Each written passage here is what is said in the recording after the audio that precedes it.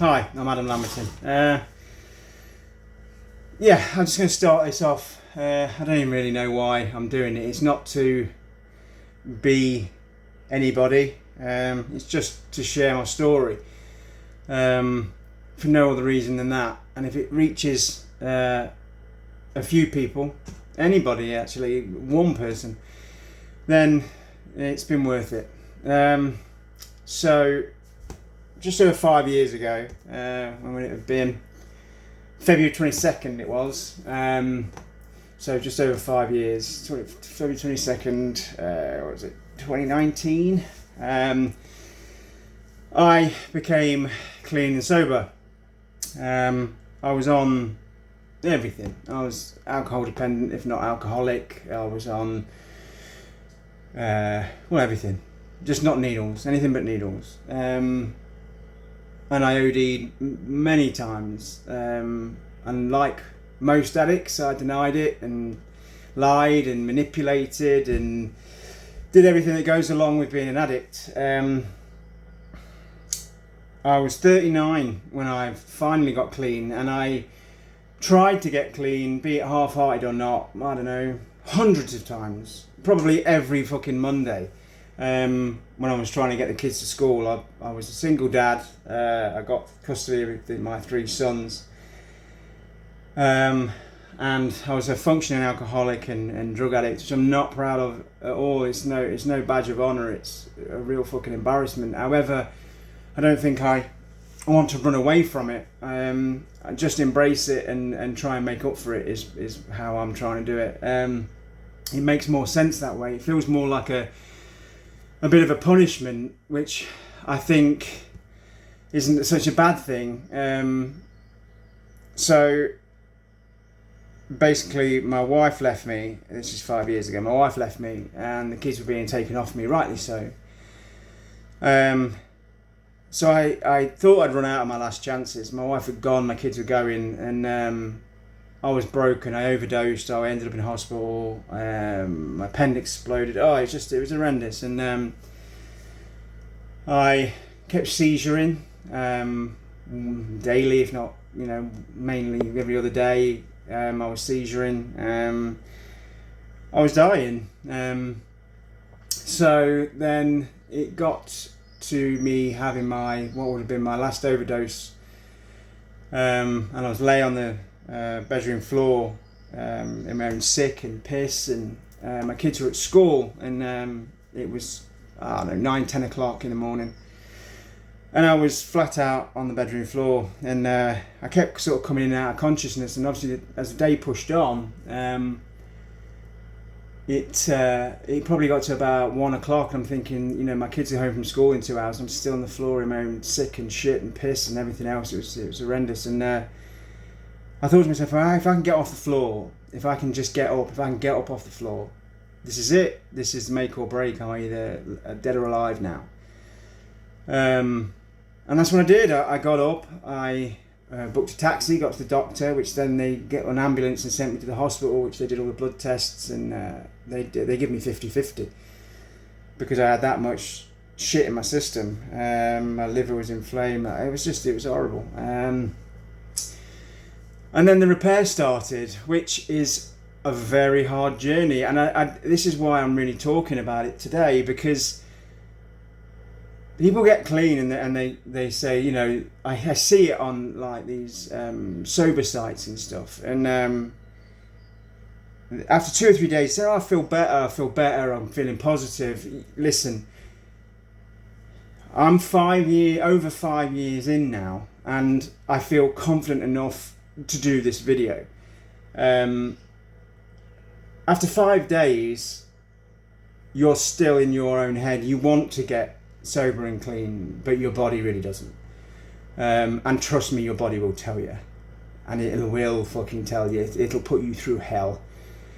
The shakes, the sweating, the fucking hell, the sleepless nights, the temper tantrums, the anxiety, the depression, it's constant. There's something else.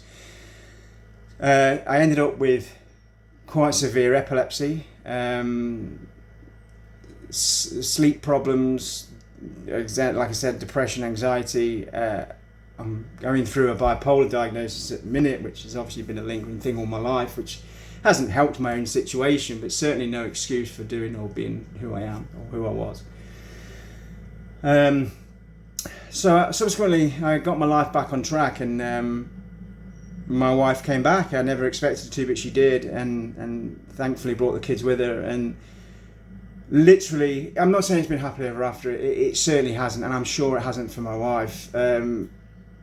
But we've both really tried, and not that my wife particularly needs to try. However, I'm sure I've been testing at times, and she's a saint. And to come back to any addict is a huge risk, because the odds are stacked against us. We're not gonna pull through. We're never ever gonna be completely clean, and we'll always be looked down on just a little bit. And I have no problem with that. If someone's looking down on me, I had it not so long back at a party we went to. I keep away normally from parties and things, not because it tempts me to do things. I just don't have a lot in common with other people anymore.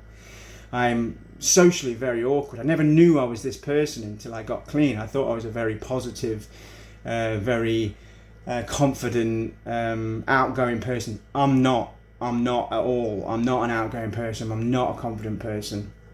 In fact, I'm completely the opposite, and I hated that to start with, but now I'm embracing it. It's just who I am, and that's fine.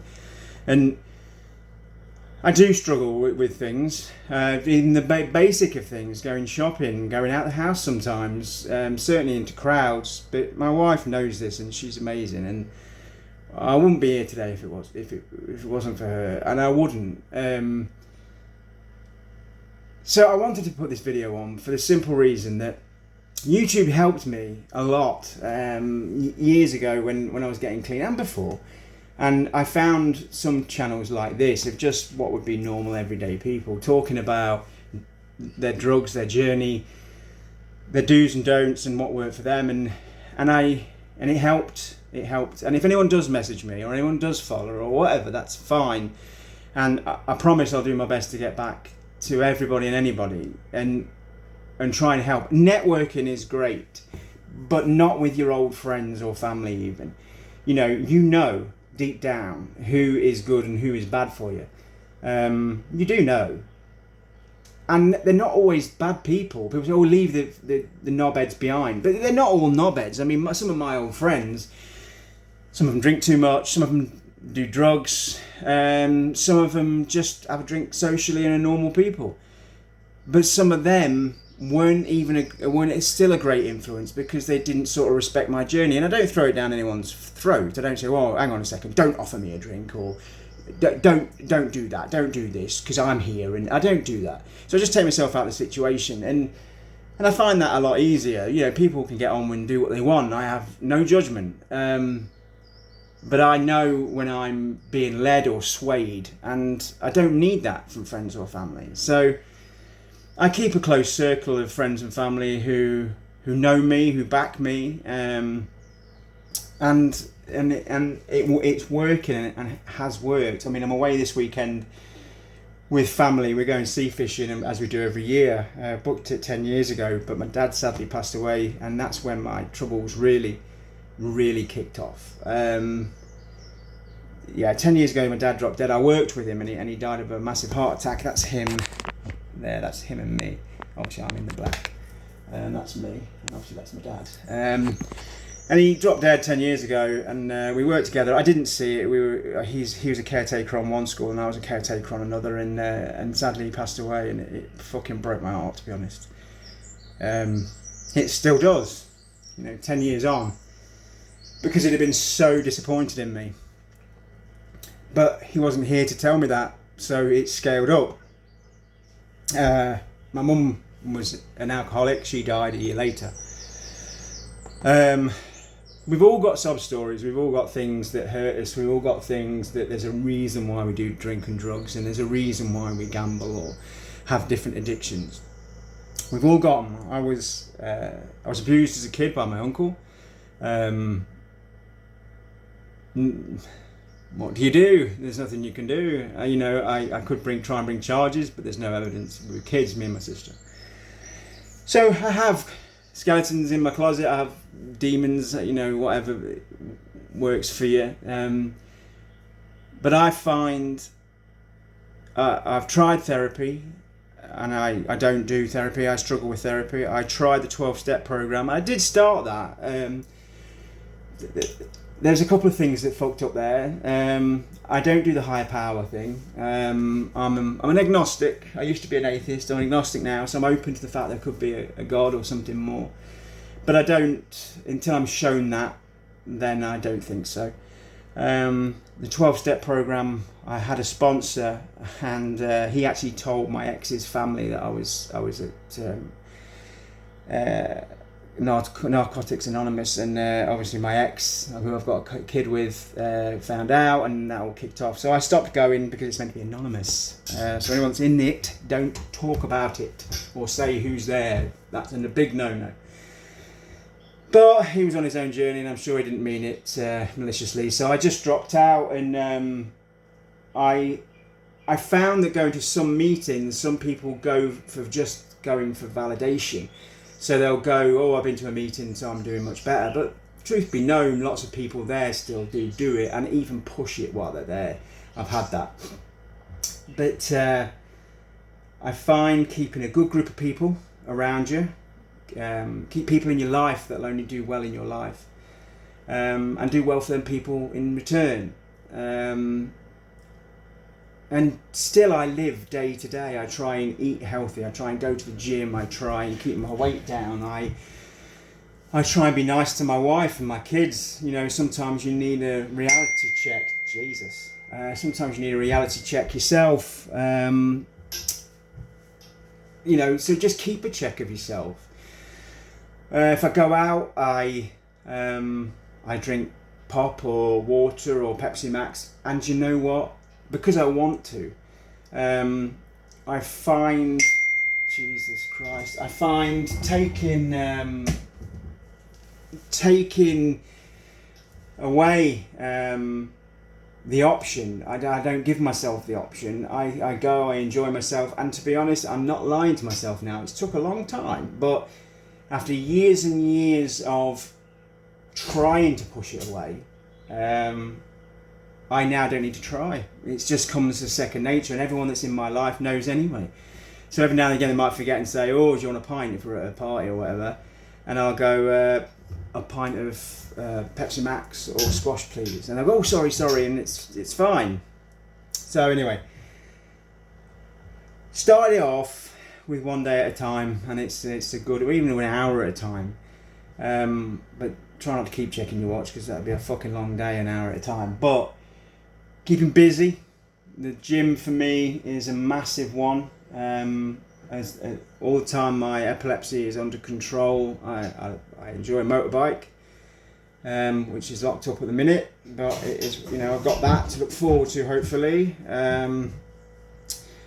Gym training is one. Losing weight, because I ballooned after I got clean. I was on all sorts of different tablets, different steroids, different things for all sorts of different problems I had, and I got up to about 18.5 stone. I'm 5'8", to put that into perspective. So, fat bastard I was. And still, I'm not slim, but I'm certainly better and fitter now.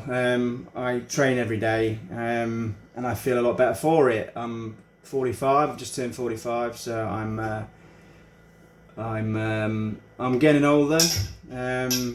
I was 39 when I got clean, and I feel, compared to how I was, I feel great compared to how I was. I burnt my head. Got sunburn. I shaved my head actually the other week because I was told by the hairdresser I was going bald, but it doesn't look like I am, so it can come back. And yeah, I just wanted to put this on as a start and maybe a progress thing, if anything was to happen to me in the future, which is inevitable. My kids, my wife have got something to see as well, that actually how I feel, because we don't always say how we feel, do we, to our loved ones. We might think it and mean it, but one day we might not get the time to say it. So I want to do it like this. I wanted to put it out there. I wanted to have the possibility of helping others. To what end, I don't know. I've had different operations and different things because of what I did in my life. I've even got different teeth because of my drug abuse. And these are things that I've got to live with myself for. And I don't completely forgive myself. I don't think that's the right thing to do. I think I need to remember where I'm from, what I did, and how I hurt people, and try not to do it again. And that's how I live my life. And I have a good life now. I have a really good life. And it's a big thank you to my friends and family. And if there's any help or anything anybody else needs with their journey, message, or I'll try and upload at least once a week, even if it's just a bit of progress or a bit of walking or something that I'm doing at the time. If anyone is interested. If not, fuck it, I don't care. I'll put it on anyway, and then one day maybe my friends or family or whatever might see it and think, you know what, you really did try. So subscribe or watch or whatever you want to do. It is literally just because I've got a story to tell. If you don't want to hear it, that's absolutely fine. If you do, then subscribe, and we'll maybe start a journey together. And good luck, and I'll upload soon.